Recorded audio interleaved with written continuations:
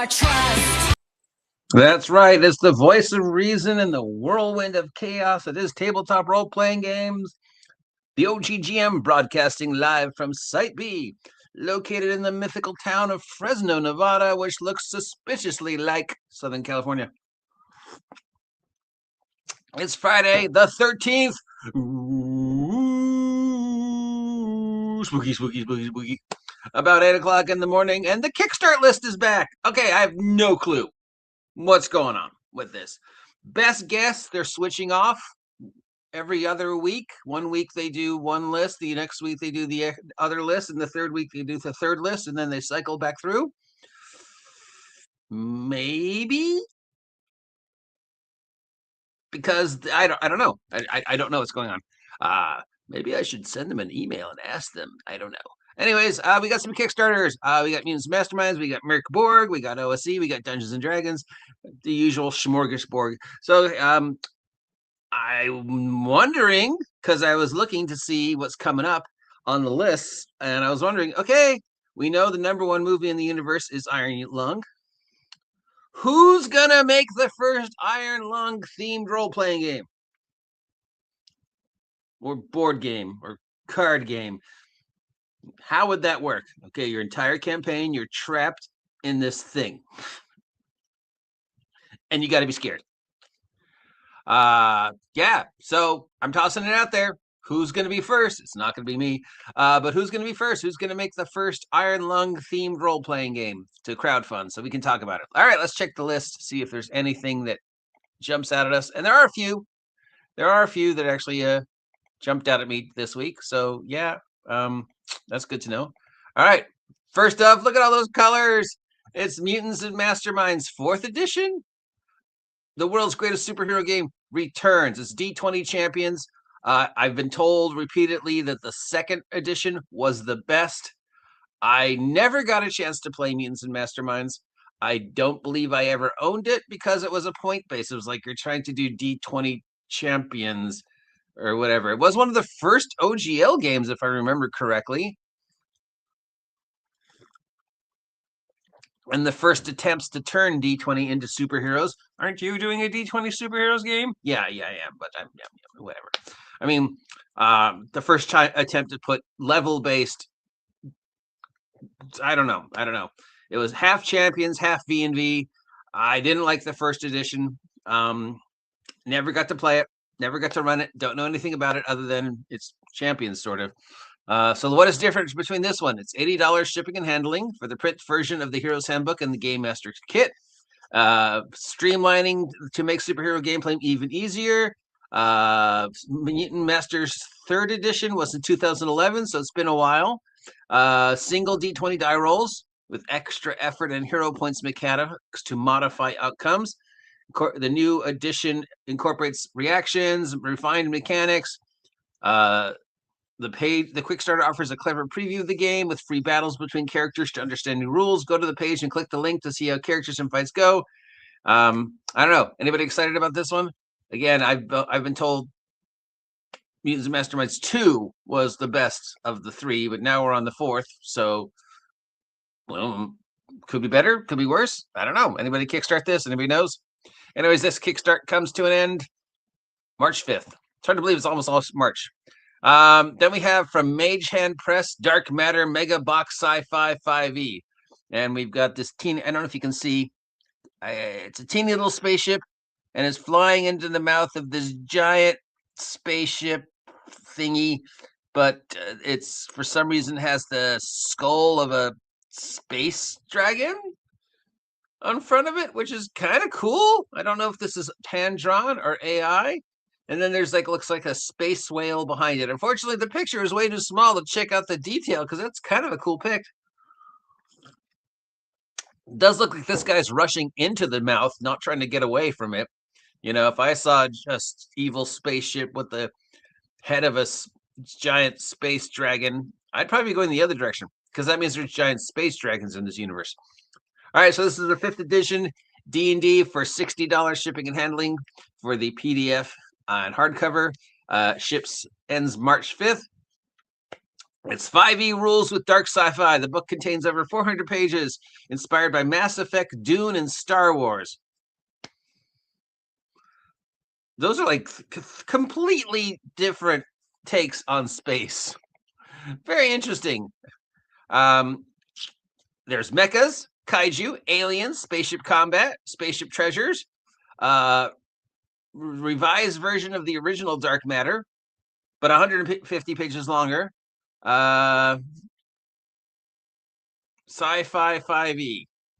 So space magic, I guess, sort of a more down-to-earth take on D&D in space as opposed to the more, spelljammer we're used to. Doesn't, Mass Effect, I'm not familiar with the Mass Effect universe at all, but Dune and Star Wars are like light and day. They're just, completely different takes on the same genre of space. Dune is more about the politics of the universe and the war over this resource that makes no sense and stuff like that. While Star Wars is, grand space battles and epic space opera. And Mass Effect, don't know. I assume it's space stuff. So is this something that sounds interesting to you? Let me know. Moving on, we've got this from Jerry's Joe Seltzer, Fizz Whip's Treasury of Absurd Curiosities Volume 2, which Kickstarter already ended. So I guess it's ending again. This wagon is completely unrealistic because all this stuff would be falling out. I see nothing to hold these things in, Fizzrip. The second you go over a bump, all this stuff out. Anyways, this ends March 11th. It's $9. Well, you win from $9, buddy. Jerry Joe Seltzer brings us oddities, goobles, goldfish.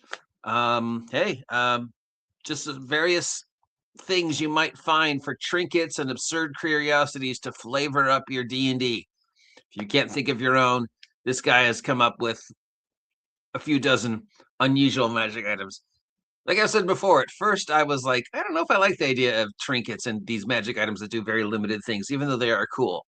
But the more you think about it, you're more like, actually, yeah, there'd probably be more useless trinket magic items in a magic world than the actual like wands and staffs and stuff, because you got all these wizards that are experimenting at low level and learning how to do this, and if we're considering that there are mage colleges and stuff like that, then there's probably like classes in like Magic Ring 101. So yeah, I could imagine that there would be a lot of ridiculous, useless, very specific magic items out there, like for simple tasks like hammer of automatic nailing, or I don't know. But okay, we've got Gate Pass Gazette Annual 2025, a hardcover compilation of 5e stuff for level up or any D25e adjacent. This is from our good friends at Ian Publishing. We got to give them a shout out because they allow us to use their links. I have no idea what's going on with the list, why we only see it like every 3 weeks. Whatever, don't know. This is $40. Shipping and handling, ships on the 26th. It's the first 12 issues of Gate Pass Gazette, dating back from 2025 all the way up to the most recent one. So that's 12 issues of, I don't know, 20 pages each, 30 pages each. We've got 16 heritages, 10 cultures, 5 new backgrounds, 15 archetypes. I don't know what a heritage is, 20 feats, 40 mundane items, 25 magic items, 45 monsters, 11 spells, and just tons of new stuff for 5e. If you're looking to expand upon 5e but don't want to deal with wizards, this is one of the great ways to do it. All right, from Dice Cats, you win. And Dice, I mean, that's just a great name. It's not the best name, but it's definitely the best this week. We have Sewer Scum. Yeah, you have Sewer Scum and start. Yeah, I don't know. That's probably not the best name. I know what you're trying to capture, that sort of 1980s Teenage Mutant Ninja Turtle feel. But yeah, so this is morkborg. It's $25. It's a zine that loves 1980 action movies like Big Trouble in Little China, Escape from New York, Teenage Mutant Ninja Turtles, The Terminator and the Warriors, where you have to fight mutants, aliens, and every type of 80 troop. So it's not mutant animals in the sewer specific. It's just this hodgepodge of things from the 80s. Like I could see Big Trouble in Little China working with Teenage Mutant Ninja Turtles because I mean, there's they both sort of Teenage Mutant Ninja Turtles is a little more obvious, but that there's weirdness in these universes. But Big Trouble in Little China is very subtle with the weirdness slowly building up to the final fight but then Teenage Mutant Ninja Turtles. So I could see them sort of working in the same universe. And Escape from New York and the Warriors, that definitely is the same universe. I've always thought that the Warriors, Streets of Fire, and Escape from New York were all kind of the same universe. And then we have Terminator. And I don't know how those all work together, but for $25, I'm curious. It's morkborg. It amazes me every time I see one of these that the morkborg spin-offs and the morkborg add-ons have done more than the actual game of morkborg. More people like Cyborg and Pirate Borg and the things that have grown out of a morkborg than the actual original morkborg. It's kind of fascinating. I don't know, if the creator intended that to be the thing or if he just allowed it to happen. She just allowed it to happen and looked at it and went, okay, this is where it was going. Right. All right. Okay. I don't know. I don't know. I kind of feel, like they knew, because morkborg sometimes just feels like it was a joke. Like the person went and said, all right, dark, grim role playing. What is the darkest, grimmest thing I could think of? But the art was cool. So yeah, I'm not sure how these all fit together, but I'd be interested to see. And we got Journal of the Blood Sand, another hex crawl. This one is from RPG Ramblishing Publishing. It ends on February 26th. It's for OSE, $35 for the print version and the PDF. Weird sci-fi fantasy setting on a desert of a transformed moon. You'll find bizarre lost technologies, cities, corrupted people to treasure hunt among. 4 zines combined together to create a world with weird science fantasy bestiaries. 2 journals, blah, blah, blah, blah, blah. So another endless grassland, endless walking, endless hex crawl, science fantasy desert world. So all the kind of things I love. My second favorite setting. So yeah, I'm definitely interested in this. Got a link to it in the description if that's kind of your thing. Definitely one of the ones that jumped out at me. I just love this thing. Okay. Then we got some more Miracle Pirate Board. Arg, avast you scum. It be me. We've got Tales from the Locker for Pirate Borg from Skeleton Key Games. $16 for the PDF and print version. It's a zine for Pirate Borg or Pirate Beard. Islands, monsters, undead, meteors, an island with a spider god, pirate adventures, jungle, pirate, desert island is, of course, my favorite genre. I'm working on my Dinosaur Pirate Island campaign setting right now, which I'll be starting to run next Saturday, since all my players are now in the Great Underdark Oceans, where the giant pirate jungle island is set. Why is it in the Underdark Ocean? It just sort of felt right.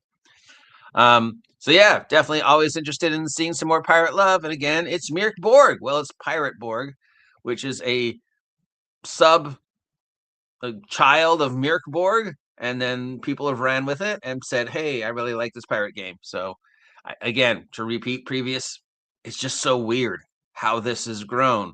And you ask yourself, did the original creator plan this? Is he or she happy with this? Is this the direction he wanted morkborg to go? Or, is it like, what the fuck happened? I never expected it. But hey, congratulations, dude. Congratulations that your little baby grew into this chimera of multiple genres, all taking advantage of your system. That's, I guess, what we all dream of, right? And then we've got a con. Always, going back to the very first time I started doing this list, I always want to just shout out cons that are looking for support. and brick and mortar stores that are looking for support, because we need these to continue. We need physical cons to keep happening. We need brick and mortar stores to stay open. So yeah, this one is in Arizona, Litchfield Park, a suburb of Phoenix, Arizona. It's August 28th through 30th. They're looking for $40 for the weekend beige. Weekend beige? God, what's wrong with my voice? My talking today. Coffee. So you get a badge, you get a ribbon. Okay. And you get 2d6, probably with the symbol of the convention on it. So this allows them to have the convention, have all the convention stuff happen the way they want it to, and it guarantees you get a chance in. So please, if you live in Arizona and want to see a game con continue, this is its 13th year through in August. Support this. Yeah, Maricopa Con in Litchfield Park, Arizona. Hop, skip, and a jump away from Fresno, Nevada. So yes, obviously support this. Link in the description. Obviously, yes, I love pirates. Link in the description. Obviously, yes, I love the never-ending wasteland, the ultraviolet grassland, the acid punk 1980s wizards. Second favorite genre of fantasy. Curious. Always nice to see support for 5e, since people doing a better job than Wizards. Don't know what's going on with this one. This is the second time we've seen it, but I love the idea. And it is $9. How can you not support it for $9? This picture's awesome. I want to know what's going on in this picture. And then we have Mutants and Masterminds, which is our biggest, which unfortunately I never got a chance to play, so I don't have any insight on the actual system other than what people have told me. So if you're checking out 4th edition of Mutants and Masterminds, let me know what you think. Is it worth the ducats, or is it a waste of time? Because that's, $90 superhero money you could just be spending on my superhero role-playing game, or the 2nd edition of my superhero role-playing game, which I'm working on right now, even as we speak. Anyways, if you appreciate this nonsense, let me know. If you never want to hear me do these lists ever again, let me know. If you haven't had a chance to subscribe yet, please take a moment to like, share, subscribe. Help us grow the channel, help support the OGGM, and have a great Friday. Tomorrow is Valentine's Day, and today is Friday the 13th, so